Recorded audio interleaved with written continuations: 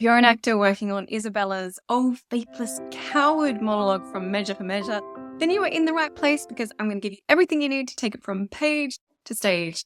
I'm going to give you the context of what's going on, what all the lines mean, and at the end, I'm going to give you some tips so you can avoid some common problems that actors tend to fall into, and also make it unique to you, which is really important for us starting out in auditions. So let's jump in.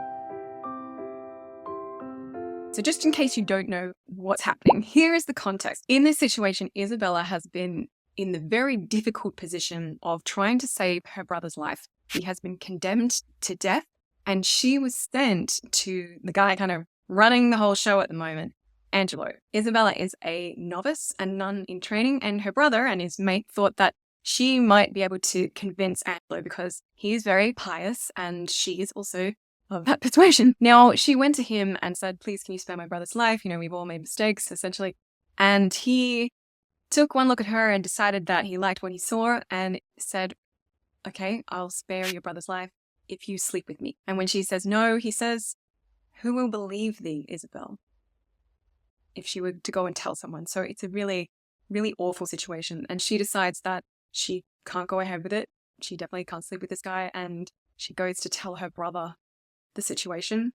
Her brother, Claudio, initially says, yeah, fair enough, okay. And then he goes, but I'm scared of dying. And she's like, you piece of poop.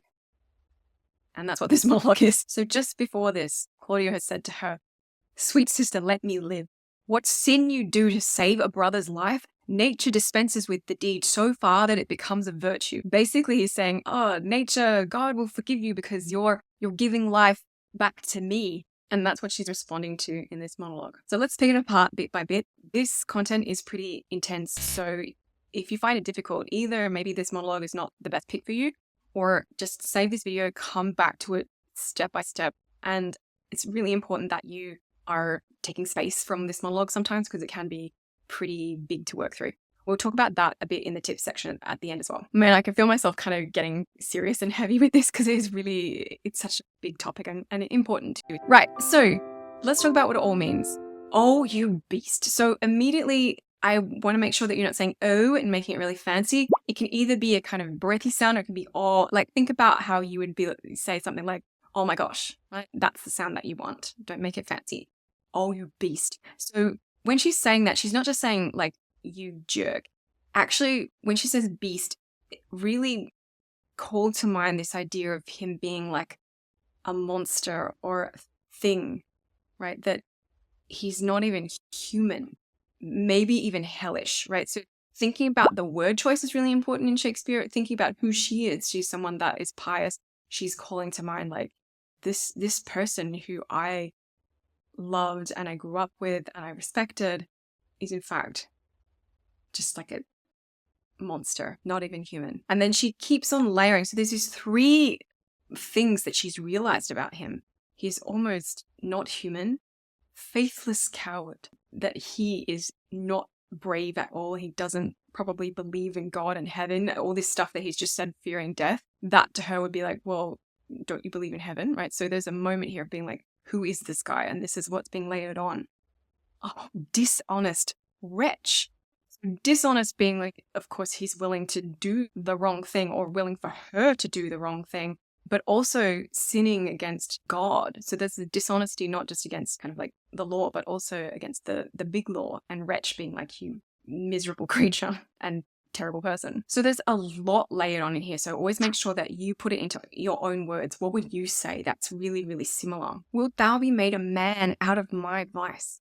And made a man is not necessarily like, sometimes we would say that sort of thing to mean like to build someone up, but she means like to be given life, to be kind of born again out of her sin. Is not a kind of incest to take life from thine own sister's shame. So just to be clear here, there's no sexual relationship between the two of them. She's just talking about life coming out of this sexual relationship that she'd be having with someone else. And she's drawing the parallel and saying, isn't that almost like incest? It's close enough. You're getting life from me sleeping with someone else. This is kind of new idea coming in. What should I think? And I think what she's going into here is just what she's been processing.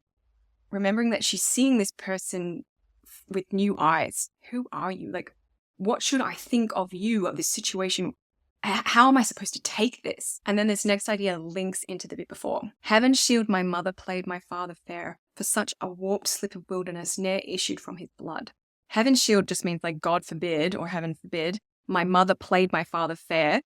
Playing them fair would be like being faithful. So God forbid my mother was actually faithful to my father, because that would mean that you were born from my father, and how could that have happened? Such a warped slip of wilderness ne'er issued from his blood. So somebody like you, so warped, and a warped piece of nature, I suppose, could never have come from my father's blood, DNA. You know, take my defiance, die, perish.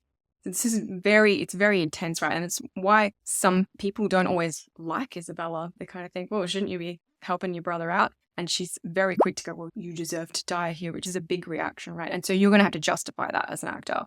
So take my defiance, just kind of like take my contempt and my disregard of what you're saying, and that's going to be the end for you. Might but my bending down reprieve thee from thy fate, it should proceed. Now that's a little bit of an odd one, because it sort of sounds like the bending down might be referring to the proposition, but in fact, when she's saying bending down, she means like pray. So if I could just pray and reprieve thee from thy fate, like save you from your death, that would be fine.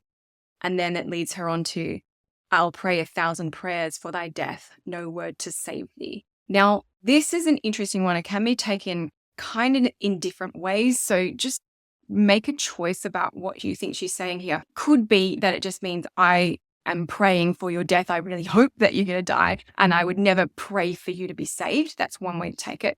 Or you could kind of think of it more like, I will pray for you kind of to your death like a nun would, to make sure that you go safely to heaven. So I would pray for you to be saved in that regard, but I wouldn't pray for you to be saved on earth.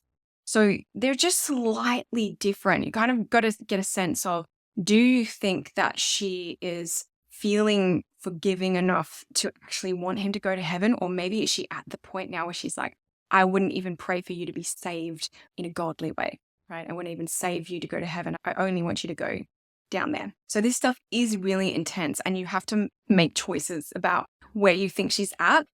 Play around with it on the floor before you make those choices, because it's going to make more sense the more that you think about that journey that she's going on over the course of the monologue. By the end of it, that's her kind of final decision, and that should help you get clear on what that decision is. Okay, so let's do a few tips before we finish up.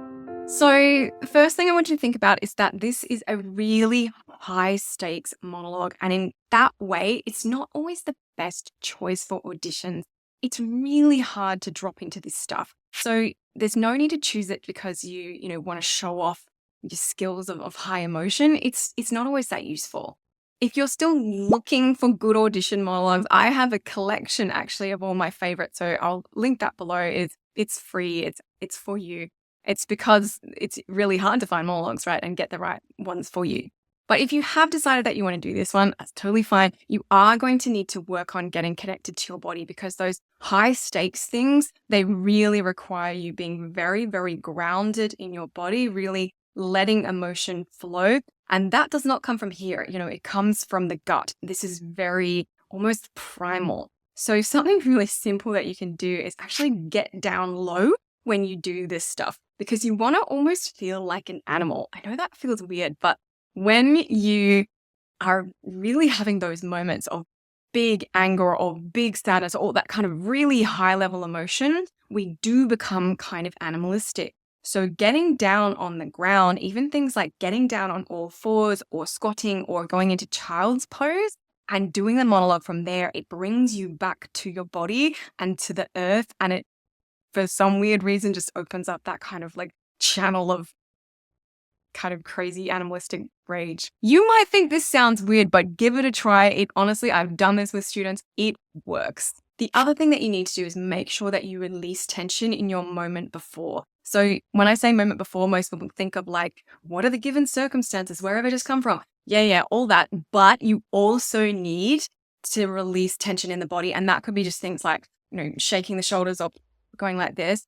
Practice that at home. Practice that releasing through the body, because when we do high stakes monologues like this, most people end up trying to force the emotion. It doesn't necessarily come naturally straight away. So it's really important to let go of all that physical tension first so you can come from a really open place.